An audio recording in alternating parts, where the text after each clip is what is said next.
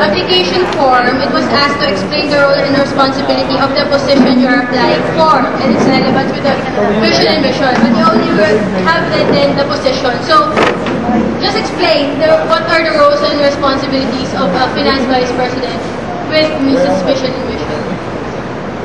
From your point of view. From my point of view, the responsibility ng finance vice president is to budget MISA's money or to spread it to MISA's projects. To spread the money of MISA to all the projects evenly.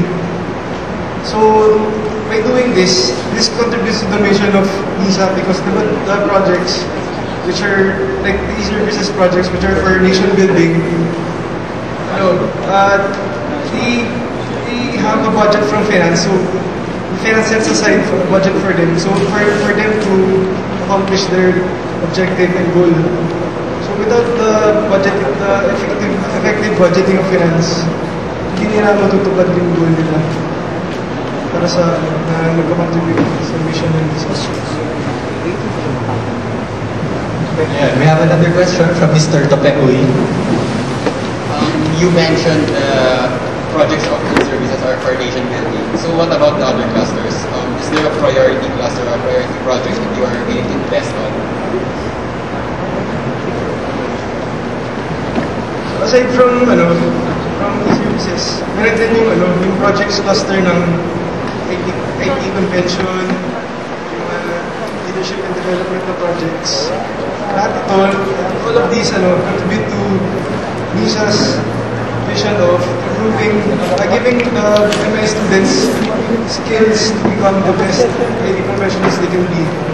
So if MISA, finance, effectively funds them again, and, they will be able to achieve their goals with the projects they make. Okay, so I guess that's all we have the time for Mr. Gamboa. So, nasabi mo sa application mo na you are planning to create more fundraising projects. Could you be complete, like, ano yung mga projects na nasa isip mo naman na pwede mong i-implement? Kasi plan ko, diba, externals naghahanap sila ng sponsors. Externals naghahanap ng sponsors. Why not start this? We'll ask the sponsors to, instead of giving out checks, parang they'll allow us to sell their products instead of giving out checks. Kasi diba, if we do that, if we sell their products, parang yung sponsorship nila, they're easy to cash ito. We don't have to withdraw from selling. What happened, yung problem natin this year, diba? Si Karen naglabas pa ng pera, then hindi kami kumabas yung labas ng funds yung outside. So if we do that, meron tayong cash on hand.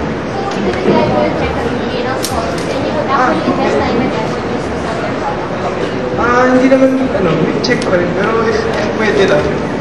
Siguro in some sponsorships, if they prefer to give XDs na pwede rin. Tapos ba? Question. Isn't the problem now not on the lack of projects on police call, but rather the system itself? Kasi kung mapapansin mo, the reason why may problem tayo one is that mabagal yung process doon. So, feeling ko, the best solution for that is to become mas maaga, alam mo yun, to request. So, I think the suggestions that you mentioned earlier about facing funds will not really address the main problem. What do you think? I think tama rin yun. Mas maaga ka magre-request ng money. So, what are the process? Just backup plan. Kunyari, delete yung project director sa pag-request ng sa finance. Tapos wala na magawa ng paraan. Hindi mag-shell out ng money yung members ng project. So, at least may backup tayo na pera. Hindi pairam sa project yun. Pero hindi mo ma-address if you na withdraw a larger amount of money instead of, investing a lot in projects na for convenience na lang. Kasi diba yung also, before we withdraw, we have to ask what we will be using the money for. Yeah. So, but like, ano ba ito na? Pag nag-retire entire city. Ano yun? Yung mga projects na sinasabi mo, hindi naman guaranteed na magkakaroon ng money. It's not guaranteed that you earn from that. Paano kung may movie pa? Eh, yung propose ni Marvin was just revision of the system, which sounds more less risky and I would like to learn about language. So, hindi good sa vision. Kailangan nyo yung ibang mga fans tayo. Pero maganda rin kung mag-withdraw tayo ng skill natin. So in short, I'm proposing, I'm just proposing na, just in case na, at least, may pera, may marami tayong fundraising. Mas nakikilala kong, mas parang nakikilala ng finance as fund generating na cost na dyan. Tsaka, kung marami tayong fundraising, siyempre kakaulog din sa funds ng exams. so how will that be aligned with the vision of the order? It's not stated in the vision that we have to raise a lot of money. So how will the project align? If we have more money, the fund, yung funds allocated for the projects will improve the quality of the projects. Kasi mas maraming funds. So, the project directors can implement yung best na tingin nila sa project. Kasi marami tayong funds na mag-ibigay sa project.